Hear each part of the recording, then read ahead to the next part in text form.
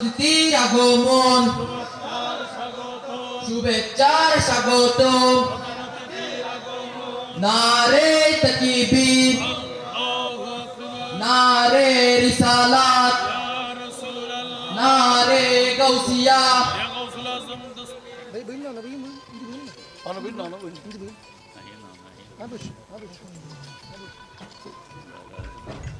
মারহাবা মারহাবা।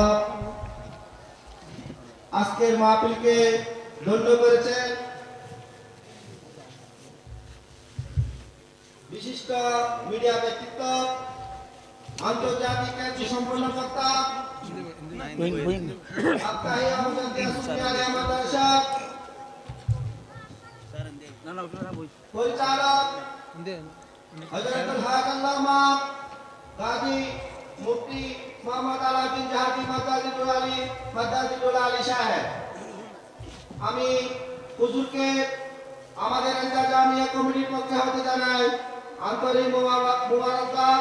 আজকে দেখেন কিছু মুসলমান, নামদারি কিছু মুসলমান দুনিয়া অর্জন করার জন্য তাফসিরুল কোরআনকে শুরু করেছে। কথা বলুন ঠিক কিনা? মাহফিল দিয়েছে কোরআনের তাফসির আর করছে চাঁদাবাজি। চাঁদাবাজি মানে যতটুকু লাগবে তত তা দিতে হবে, নতুবা দোকানদারি করতে পারবেন আপনি। এটার নাম কি অনুদান না চাঁদাবাজি? এ চলে কি না? গোটা বাংলাদেশে চলতেছে, শুধু চট্টগ্রামে না। এরা শুরু করেছে কোরআনকে, কিন্তু অর্জন করছে কি? দুনিয়া। কিছু বান্দা শুরু করেছে তরিকতকে, কিন্তু অর্জন করছে দুনিয়া। তবে মনে রাখবেন, আমার নবীজি ইরশাদ করেছেন, মুসনাদে শিহাবে ও হাদিসটা রয়েছে, হাদিসে কুদসি। আমার আল্লাহ দুনিয়াকে ডাক দিয়ে বললেন, ইয়া দুনিয়া মুররি আলা আউলিয়াই। এ দুনিয়া, আমার যারা বন্ধু, আমার যারা বলি, তুই দুনিয়া তাদের সামনে তিতা হয়ে থাকবি। ফালা তাহলাউলি লাহুম, আমার বন্ধুদের সাথে তুই মিষ্টি হতে পারবি না। আমার কোন ওলি জাতি তুই দুনিয়াকে দেখতে না পারে, পছন্দ না করে। আমার বন্ধুরা যাতে আমি আল্লাহকে ভালোবাসে, আমার ভালোবাসাই প্রাধান্য দেই। আমার বলি মানে যারা আমাকে ভালোবাসে আর দুনিয়াকে যারা ভালোবাসে, এরা আউলিয়া ও দুনিয়া, এরা দুনিয়ার বন্ধু। আল্লাহর বন্ধু কখনো হতে পারে না। আল্লাহর ওলিদের বড় মাপকাঠিদের মধ্যে বড় একটা মাপকাঠি হলো, ওলিউল্লাহদের মধ্যে দুনিয়ার কোনো লালসা নাই। জোরে বলুন। ইতিপূর্বে যত আউলিয়া কেরামের জীবনী আপনি দেখেন না কেন, এদেরকে মানুষ হাদিয়া দেয়, তোহফা দেয়, এরা ব্যাংকে জমা করে না।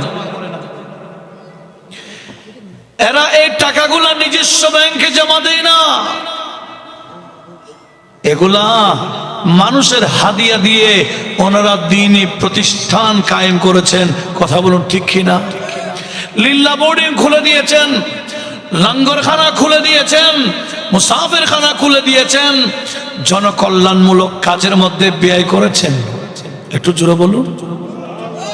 কারা? আউলিয়া কেরামরা।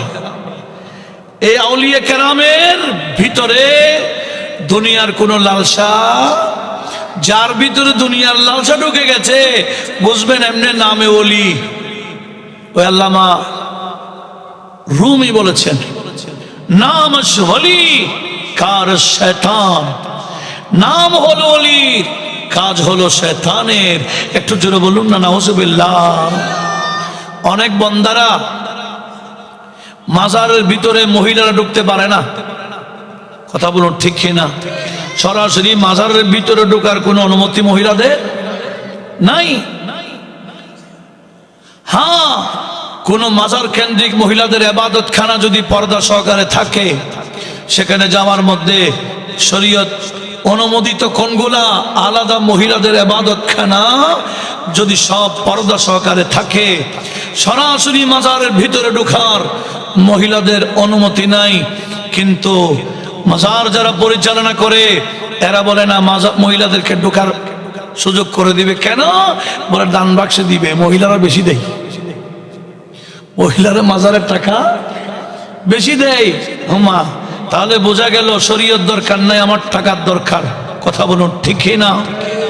এভাবে আমি যদি বলতে যাই, দুনিয়া অর্জন করতে গিয়ে আমরা শরীয়তকে কত দূরে ফেলে দিয়েছি, আল্লাহ এবং রসুলের আদেশ নিষেধকে আমরা যে কত ছুঁড়ে মেরেছি, এটার বয়ান দিয়ে শেষ করা যাবে না। আমার নবীজি সেটাই ভয় পেয়েছেন। নবীজি বলেন, আমার ভয় হচ্ছে তোমরা দুনিয়া অর্জন করতে গিয়ে দুনিয়াও বরবাদ করবে, আখিরাতও বরবাদ করে ফেলবে, এটাই আমার ভয় হচ্ছে, নতুবা তোমরা শিরিক করবে, এই ভয় আমার নাই। একটু জোরে বলুন।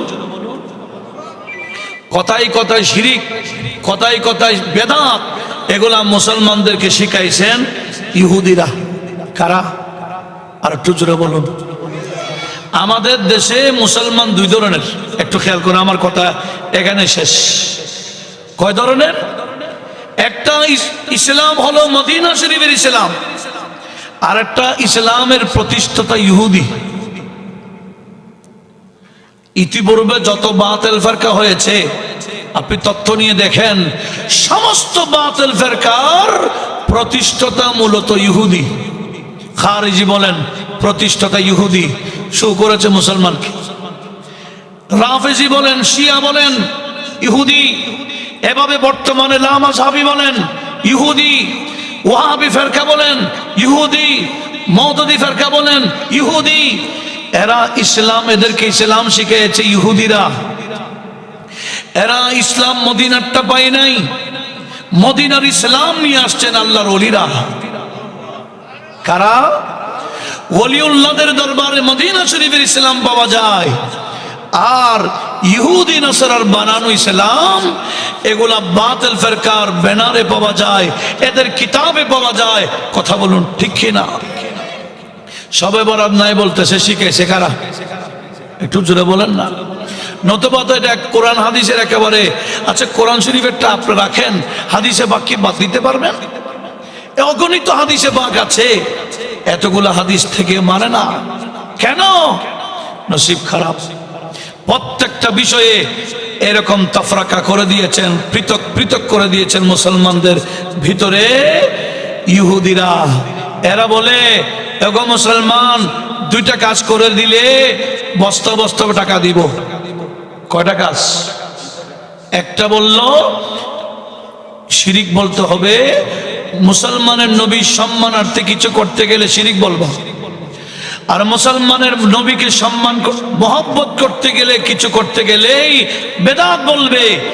এই বেদাত এবং শিরিক দুটোটা যদি আম করে দিতে পারো, তোমাদের জন্য বস্তা বস্তা টাকা দিবে ইহুদিরা। আমাদের দেশে কিছু মাদ্রাসা প্রতিষ্ঠা হয়েছে, এই মাদ্রাসাগুলোর টাকা মুসলমানদের টাকা নয়, ইহুদির টাকা দিয়ে চলে। সরকারি অনুদান লাগে না, এদের কাছে বস্তা বস্তা টাকা আসে। আমরা একটা প্রতিষ্ঠান করলে 6 মাসও একতলা করতে পারি না, কত কষ্ট হয়। দেশীয় টাকা, বিদেশি টাকা, আমাদের প্রবাসী ভাইদের টাকা অনুদান দিয়ে মাদ্রাসা করলো, ছাদ জমাইতে আমাদের খবর হয়ে যায়। কিন্তু ইহুদি এজেন্ডা বাস্তবায়ন করার জন্য মাদ্রাসা প্রতিষ্ঠা করলে 6 মাসে 6 তলা হয়ে যাবে। কথা বলুন ঠিক কিনা? এরকম ইহুদি এজেন্ডা বাস্তবায়নকারী আমাদের দেশে বহু মাদ্রাসা আছে, গিরাই গিরে মাদ্রাসা আছে। সেজন্য আমাদের উচিত এই বিষয়গুলো সতর্ক থাকা। আমরা কি মদিনার ইসলাম নিব, না ইহুদি নাসারারা যে ইসলাম শিখাইছে সেটা নিব? ইহুদি নাসারার ইসলাম পাওয়া যায় বাতিলদের কাছে, আর ওলিউল্লাহদের কাছে পাওয়া যায় মদিনার ইসলাম। আল্লাহ পাক সুবহানাহু ওয়া তাআলা আমাদের সবাইকে মদিনার ইসলাম যাতে আমরা নিজেরাও ধারণ করি, ফ্যামিলিকে আমরা ছোটকাল থেকে আকীদা শিখাই, ওলিউল্লাহদের শ্রদ্ধা শিখায়, নবীজির তাজিম এবং মহব্বত শিখায়। আল্লাহ সে তৌফিক আমাদের সবাইকে দান করুক, আমিন। ওয়া মা আলাইনা ইল্লাল বালাগ ওয়া আখিরু দাওয়ানা আলহামদুলিল্লাহি রাব্বিল আলামিন। আসসালামু আলাইকুম ওয়া রাহমাতুল্লাহি ওয়া বারাকাতুহু। মারহাবা মারহাবা।